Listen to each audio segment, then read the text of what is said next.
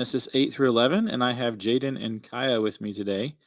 It is a pleasure to do this here with you guys.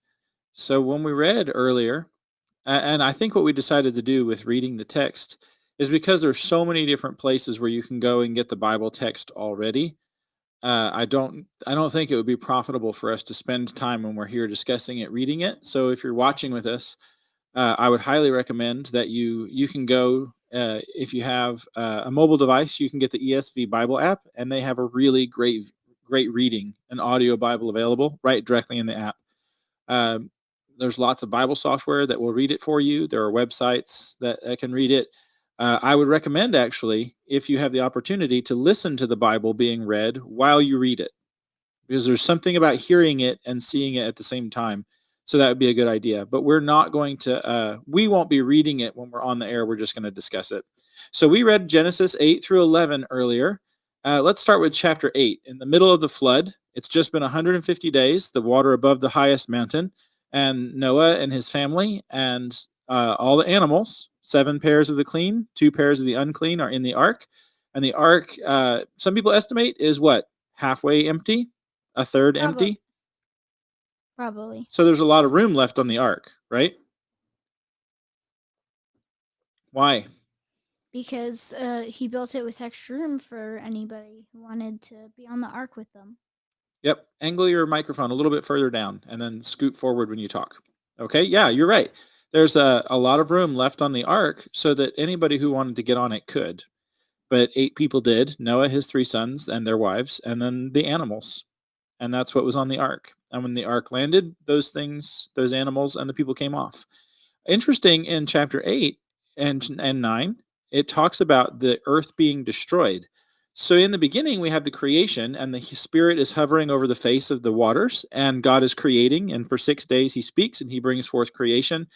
And now God uses the same water, that water the Spirit was hovering over and creating. Now God is using water to destroy, and so the water is washing away the world that has been filled with sin. Right? Chapter 6 says that the heart, or the intentions of everybody's heart, was only evil continually. And so God is wiping that away. And so He's destroying the world, it says. And now God is recreating the world using Noah and his family and the animals that were on the ark. So you see God in chapter 1 of Genesis, in those 6 days. On the 6th day, God makes all the beasts of the field and humans and everything that has breath in it. In the flood, God basically erases the 6th day and says, we're going to start over. And so the flood is kind of like a redoing of day number 6 of creation. And so God recreates the earth. And so, in a sense, in a way of thinking, you have the heavens and the earth, and then the heavens break open and the earth bursts open, and all the breath of life is destroyed. And then you have a new heavens and a new earth after the flood. Quite literally. I mean, the face of the earth would be changed, everything would be different. So you have an old heavens and an old earth, and then God destroys that and creates a new heaven and a new earth. And interestingly enough, when you get to the end of the Bible, when God talks about His dwelling place with people, He says that there will be a new heavens and a new earth. And so you kind of have this picture of a recreation. God has made the creation, He cleanses it, and then He remakes it with Noah. And then when you get into the New Testament, we have to die, right? We are baptized, this idea of water coming and killing the old person. And then you are reborn through that water with Christ. And now there is a new heavens and a new earth that we are looking forward to. Right? So there's you're being told the same things over and over throughout the Bible, and it's really neat to see that in the flood account. Now this is pretty drastic. With everybody except the people who got on the ark are going to be killed in the flood. Now why do they die? Because they didn't believe. Okay? They wouldn't listen when Noah told them that there was going to be a huge flood and told them to get on the ark. Yeah, they didn't have the faith to heed Noah's words. Now, why was the flood coming, Kaya? Because a lot of people were sinning. Yeah, be careful to talk right into the front. Yeah. Because why? A lot of people were sinning and not listening to God. Yeah, they weren't listening to God. So judgment was coming upon the people because of what they did. Right? It's a lot like a doctor. When somebody comes to the hospital and a doctor works on them, what if the patient dies? Is it the doctor's fault? Nope. No, because they were dying already, right? When they come to an emergency room, that patient, they're already dying. And the doctor is interceding for them to save them. Well, God judges sin, God's holiness. He is a holy God. He's holy, holy, holy. God's holiness demands that he defends that holiness. In other words, he made everything. In order for it to continue being his creation, it must be holy. It can't be with him and be unholy. And so God defends that holiness. And he will do that repeatedly. As we're going to read through the Bible this year, you will notice God defending his holiness repeatedly. Well, that's what he's doing here. What's one of the things that's going on? If you are going to be part of God's creation, then you have to be holy. And because all of humanity had become unholy, the judgment was coming. Right? They were going to die. But God offered a way of salvation. So he, like that doctor, this patient who comes to the emergency room who is sick, humanity was sick with sin. And God comes to them and says, this judgment is coming, but you can be safe if you get on this ark. Right? And this offer was made to everybody. We're told that Noah preached for a really long time, and he was trying to get people to come on the ark, but they didn't want to. And so the only people who are saved are those who believed, and by faith, they got onto the ark. And if you think about what they did, it's kind of silly because if you read through the Genesis account, now I don't know if it had ever rained or not, but the Genesis account doesn't ever talk about rain. And so now you have a man building a giant boat saying that the rain is going to come and flood the world when it has never rained before. Yeah, they would probably just think that he's crazy because he's saying that water's going to fall out of the sky. And they've never seen that. I mean, they may have, but we don't know that they have, right? When you read through the account, it doesn't sound like it has ever rained before. And so for Noah to come and say, hey, the sky is going to break open and water is going to fall out of it, and the earth is going to split in half and water is going to gush up out of it, you'd probably say, Noah, I don't believe you. Right? I mean, many people did. Right? But Noah and his family built the ark, got on the ark, all the animals went on the ark, God closes the door, and then now we're 150 days in, and there's going to be this process in which the flood waters go away. Now, I have no idea how long it would take for the flood waters to go off the face of the earth like they did, but apparently it takes about a year, a little over a year for this whole thing to happen. And so when they get off the ark, what's the first thing that Noah does? Gets drunk. Nope, that's the second thing. Well, he grows a winery. All right, that's the third thing. The first thing he does is offer a sacrifice. Sacrifice. What did he sacrifice, Kaya? What do you think? I don't really know. He brought 2 kinds of animals on the ark. What were the kinds of animals? 7 pairs of Clean animals and 2 of unclean. Right. So he probably sacrificed clean animals. Well, thank you, Kaya.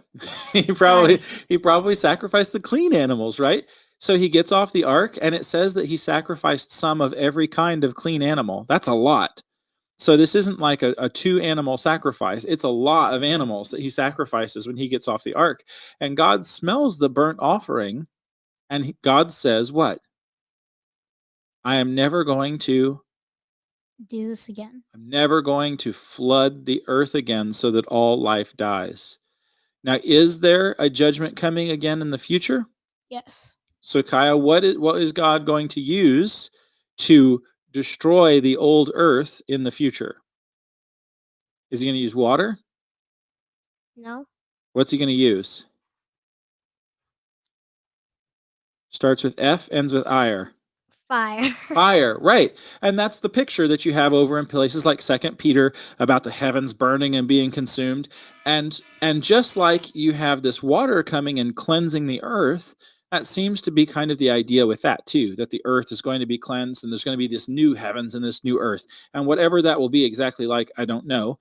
But that is, again, this picture of God coming and creating a new people, a salvation. He's going to redo everything using Jesus, right? We are remade in the image of Jesus. And so you're seeing here the foundations for pictures that are going to be shown to you throughout the rest of the Bible. God is going to recreate again. So this is a redoing of day 6.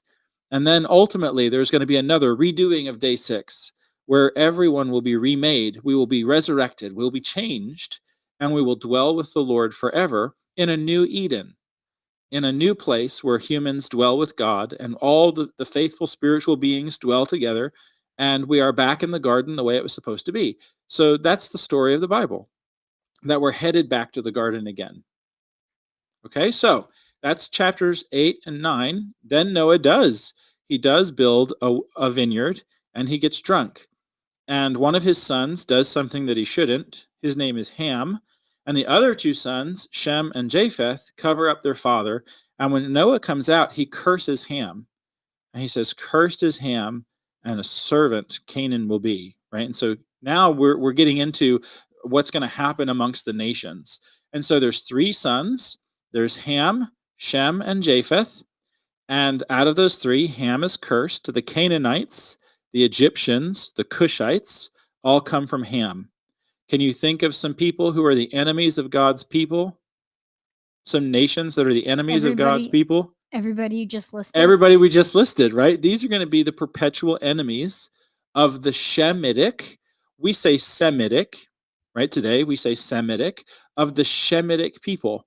And one of the people that comes from Shem, his name is Eber, and they would speak Hebrew, which is where we get Hebrew, right? Okay, so cool. So you have the Hamites, what we call them Canaanites, right? Including Egypt, Put, Cush, and Canaan. And then you have the Japheth.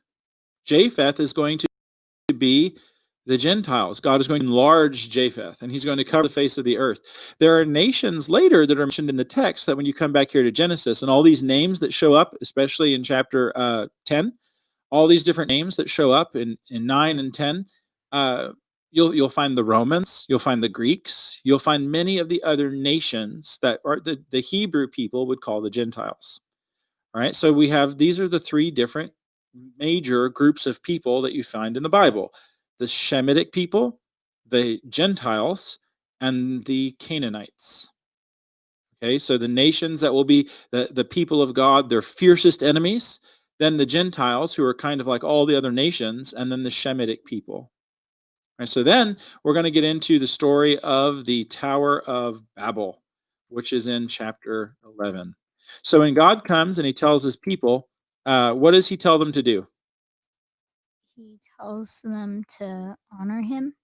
Yeah, does he tell them, "I want you to go and build giant cities"? And try to show me up. What does he tell them to do? He tells them to honor him. Okay, but what does he tell them to do specifically? Spread out over the face of the earth. Yes, spread out over the face of the earth, be fruitful and multiply. Bingo. So then what do the people do in Genesis chapter 11? They all clump together. They want to build a giant city and clump together. You're exactly right. They say, "Come, let us build a giant tower up into the heavens." Now, some people think that they wanted to go up into the sky and meet God again.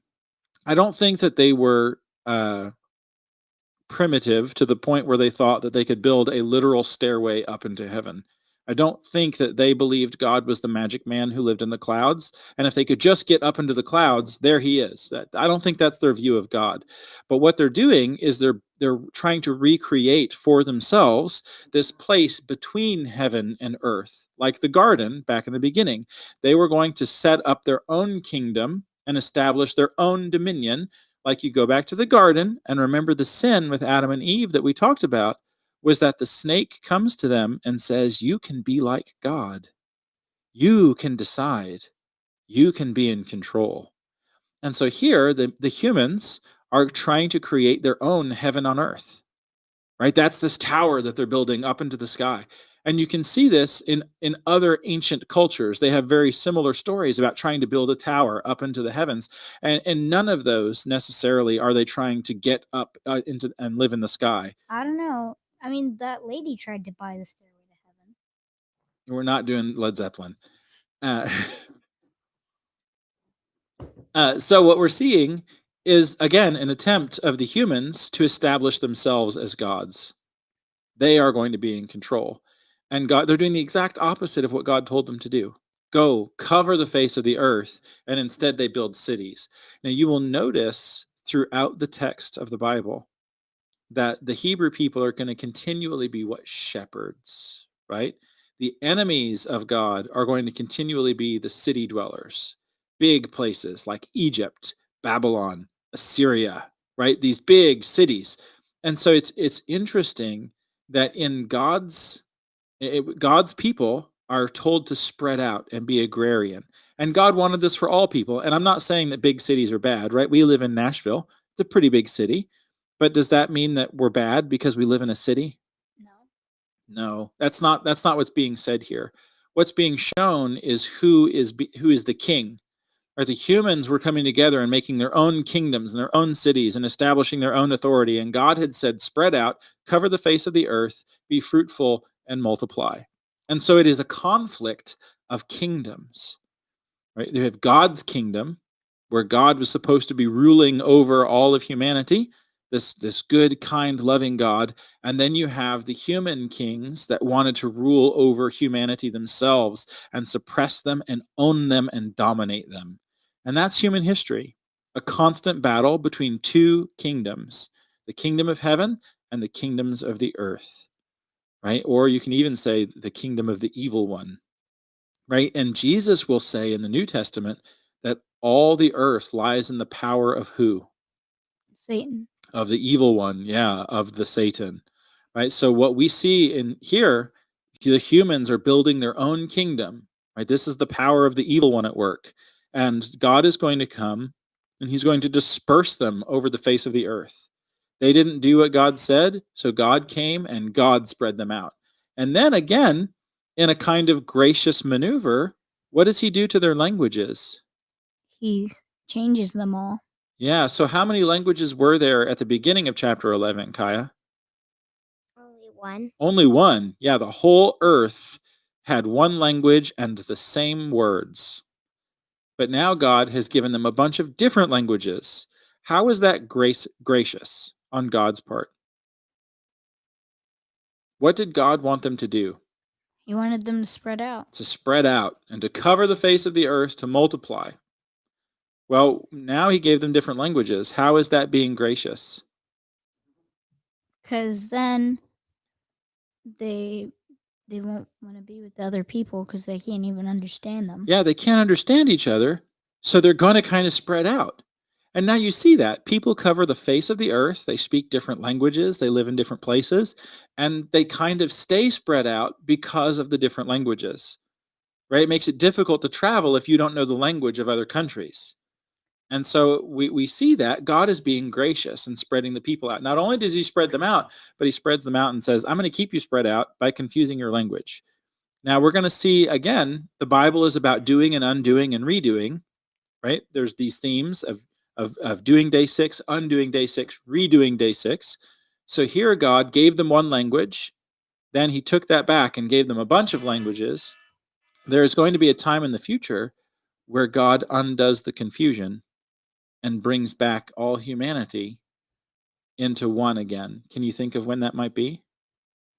When Jesus comes. Okay, you're right, but tell me specifically. On the day of Pentecost, when the Holy Spirit falls upon the disciples and they begin speaking in all the languages of the earth so that all the people could hear, just like with if there was one language and one voice, they all heard the message of God in their own language, right? So God is undoing that. And so we see sin come into the world, death comes with sin, human division amongst humans comes with sin, but now in Christ, when we're seeing the foundation for what is going to be undone later. So God is going to make his blessings flow as far, where's my joy to the world, people? As far as the curse is found, right? He comes to make his blessings flow far as the curse is found. That's what's going to happen, right? And that's where we're headed. So we're going to continue tomorrow with our reading plan. I hope you can join us. We were a little late today because we had worship services this morning. God bless you. Thank you for joining us. I hope this is helpful, and we'll keep it up. Hey, thanks for being with me today. Love you guys.